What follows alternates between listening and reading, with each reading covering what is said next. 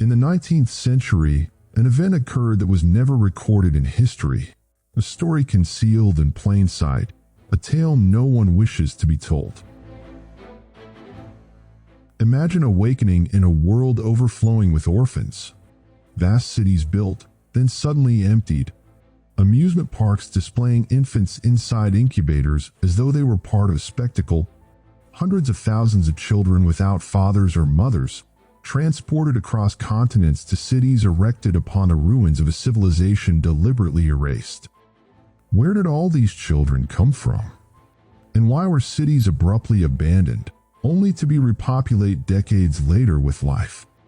Were orphanages truly humanitarian projects, or merely a facade for a global plan aimed at resettling humanity? Was it simple compassion for destitute children, or a reconstruction effort for a civilization whose traces have been obliterated under the banner of virtue and charity, during which thousands of young children were moved like pieces in a global game orchestrated behind the scenes? Who organized these transcontinental networks? Who possessed the power necessary to erase entire generations from collective memory? What truly happened in the 19th century? It is a story that conceals something far deeper and darker than a mere social tragedy, a clear indication of a grand conspiracy to reshape the world in the past, and perhaps again in the near future.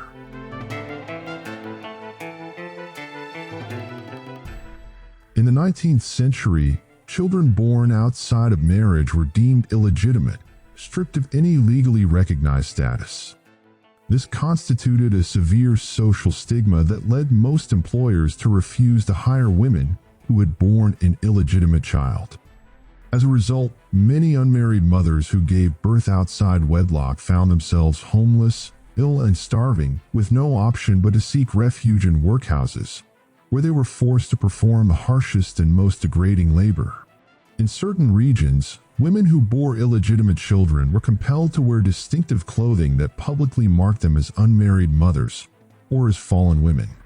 Consequently, many were driven, willingly or unwillingly, to relinquish their children. As a result, an enormous number of orphanages and foundling institutions were established to absorb these children, who were torn from their mothers' arms in the name of virtue and social order. One such example is the Foundling Hospital in London, which was exceptionally active during the 19th century. It is said that Charles Dickens was deeply fascinated by this institution and drew inspiration from it for several of his works. Observe its immense scale.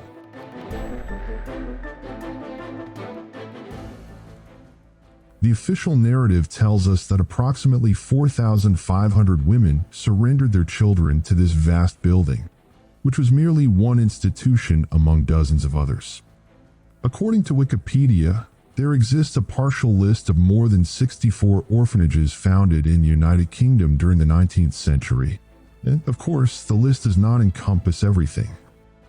The phenomenon of abandoned or orphaned children in the 19th century is well documented by numerous researchers, and most agree that it is nearly impossible to determine precise figures that fairly represent the extent of this phenomenon during that era. The traces of these children were not preserved in official records. They were swallowed by the mud and ultimately swept away by oblivion. It is also worth noting that this phenomenon was not confined to Britain alone, but was global in scope. In the city of New York alone, there were 4 institutions dedicated to housing foundlings, handling thousands of children annually. By the 20th century, Italy was reporting approximately 32,000 such children each year. Records indicate that approximately 374,000 infants were placed in shelters in Milan, Naples, and Florence, while Spain and Portugal were registering around 15,000 foundlings annually before the year 1860.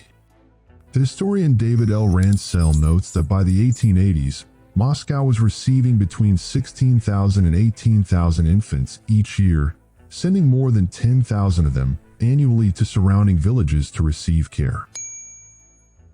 In the year 1882, a total of 41,720 foundling children were living with 32,000 foster families, distributed across 4,418 Russian villages, some of which house more than 90 children each. Yet within this context, a crucial matter is often overlooked. In that dark chapter of the 19th century, there existed a hidden dimension of cruelty no less severe than what unfolded in the streets and orphanages. A series of laws was enacted that irrevocably altered the fate of thousands of women and children. Under the pretext of reforming the Poor Law of 1833, provisions known as the bastardy clauses were introduced, transferring full responsibility for the illegitimate child solely to the mother.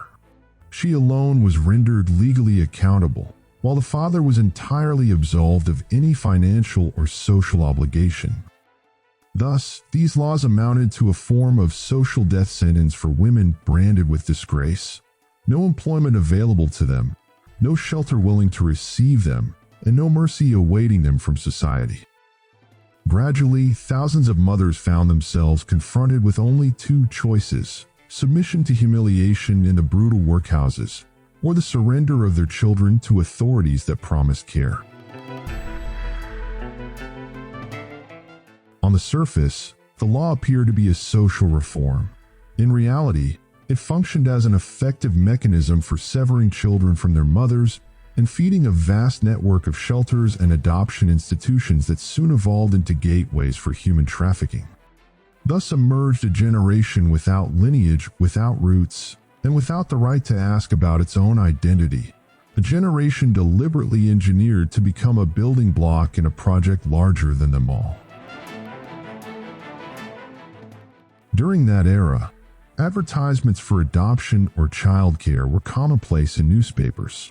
However, many researchers have pointed out that these notices often serve as a cover for what were known as baby farms, a term used at the time to describe the trade in children. The transaction between the mother and the farm typically took place in a public space, on public transport, or through a third party, without the exchange of any personal information. The infant was simply taken without questions, and money was paid to the mother, who knew deep within herself that she would never see her child again. Most of these children were given new identities, provided temporarily with shelter, food, and clothing, and then sent to workhouses or to other destinations around the world. The final continent to witness a massive wave of orphan migration was the United States of America, where old photographs offer clear evidence of what came to be known as the orphan trains. The first group of these children arrived in the state of Michigan in 1854, and from that moment onward a vast transfer operation began, with hundreds of thousands of children transported across states through 97 institutions, continuing until the year 1929. Nor was this phenomenon confined to America alone. A woman named Annie McPherson transported more than 100,000 foundling children from the United Kingdom to Canada, New Zealand, South Africa, and Australia, where they were sold as laborers. The question that inevitably arises is this: why do we see, in historical photographs, such vast numbers of children working in factories on machines originally designed for adults? Was there truly an insufficient number of adults at that time to perform the required labor? Yet, despite the strangeness of all this, it pales in comparison to what became known as incubator exhibitions. In the United States of America at the dawn of the 20th century, many amusement parks featured unusual displays referred to as innovation exhibitions. Visitors could stroll by holding ice cream, passing stations that were, in reality, neonatal intensive care units equipped with incubators containing premature infants, children born before completing their natural development. This idea was devised by the German Martin County, a man whom the official narrative transformed into a humanitarian hero. He is said to have realized early on that this innovation would save the lives of infants. Since the technology required to keep premature newborns alive was prohibitively expensive, County conceived the notion that the public would pay to see them inside incubators. Thus, he charged admission fees at amusement parks in order to secure the funding necessary to keep these infants alive. The number of premature babies treated in these incubators, scattered throughout amusement parks, reportedly reached nearly 80,000. Nurses tended to the infants while astonished crowds observed them as though they were watching a form of entertainment. The exhibitions even included advertisements and promoters shouting to lure people into seeing the babies inside the incubators. But why were people paying money to look at living infants, as if they had never seen a baby before? Did they not, in that era, have children of their own? Where were the fathers and mothers of these infants? And how did they possess, in the 19th century, such advanced technology capable of keeping premature babies alive? If the existence of hundreds of thousands of orphans in the 19th century already strains belief, what then of 80,000 children born before their time? Were they truly born naturally, or is there a flaw in the official narrative that demands suspicion? Were women of that era truly so careless as to result in such an enormous number of premature births? And did the United States even possess the population density necessary to justify the existence of 80,000 premature infants? We are not speaking here of orphans, but of babies born too soon. For this reason, the official account is unconvincing and defies logical imagination. So where did these children come from? What is truly troubling is Martin County's background. Many historians have pointed out that he held no academic degree in medicine and received no formal medical training whatsoever. As such, his story resembles the unconvincing tales of benevolence we hear today about certain contemporary figures engaged in so-called charitable work. So were these exhibitions a cover for illicit adoption operations involving premature infants? And even if they were premature, did that not mean they had fathers and mothers?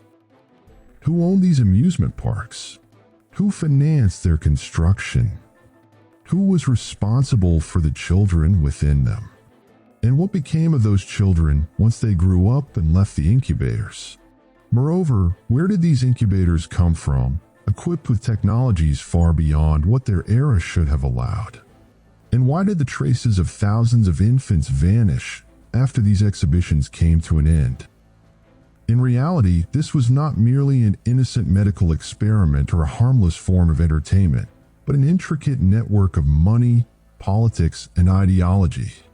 If the entire story provokes a deep sense of unease, it is because we have not been told the full truth. Why were there hundreds of thousands of children without parents in the 19th century? Where did they come from?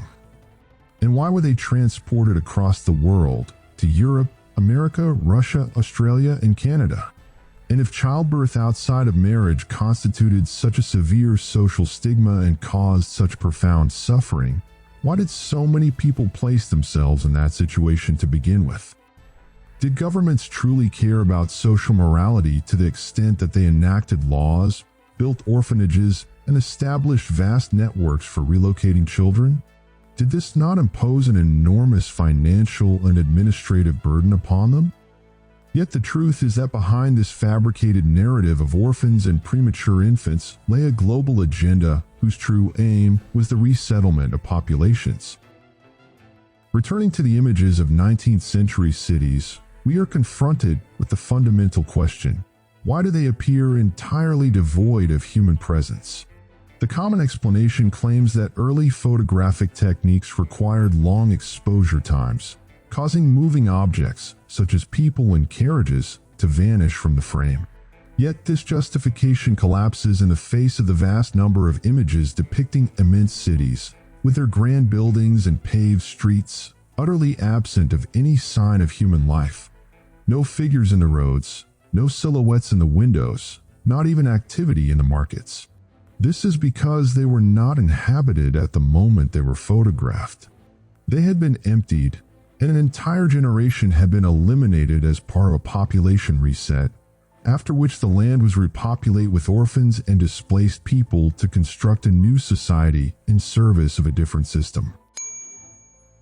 According to the available evidence, this population reset was not a sudden occurrence, but a carefully orchestrated, long-term process carried out in precise and interconnected stages, involving governments alongside religious, medical, and military institutions. The first phase began with a reduction of indigenous populations through successive wars, epidemics that erupted simultaneously across multiple countries at specific moments, and the deployment of unknown technologies to manufacture natural disasters, until a great demographic collapse occurred, emptying entire cities of their inhabitants. This bears a striking resemblance to what contemporary conspiracy literature refers to as the theory of the Golden Billion.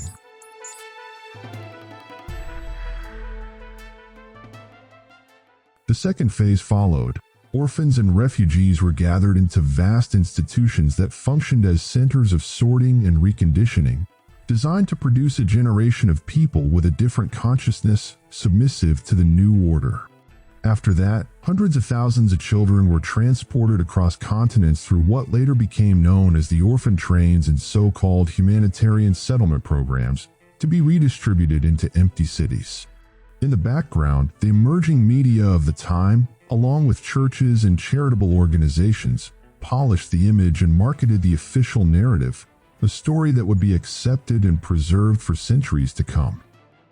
In this way, humanity's collective memory was reset, and people awakened in a new century unaware of where they had come from or to whom they truly belonged. The people we see in photographs from that era were not the ones who built those magnificent structures. They merely inherited them, then unknowingly participated in repurposing them to serve the grand deception that concealed the great population collapse. I know that what I am saying may not seem logical at this moment. You may be asking, why were those cities covered in mud? What happened that forced governments to resort to population resets? I also know you are wondering, what does all this have to do with the flat Earth theory? Do not worry. Everything will become more interconnected and clearer as we continue this journey. We have heard so far was merely a prelude, a key meant to awaken the mind from its slumber, the first necessary threads pointing to a flaw that, even if you cannot yet see it, I'm certain you can feel. Empty cities, buried architecture, and orphans who filled the world are not separate chapters of history, but converging signs warning of an approaching storm from which there is no escape. A vast black cloud is moving toward us, and I will not hide the truth from you.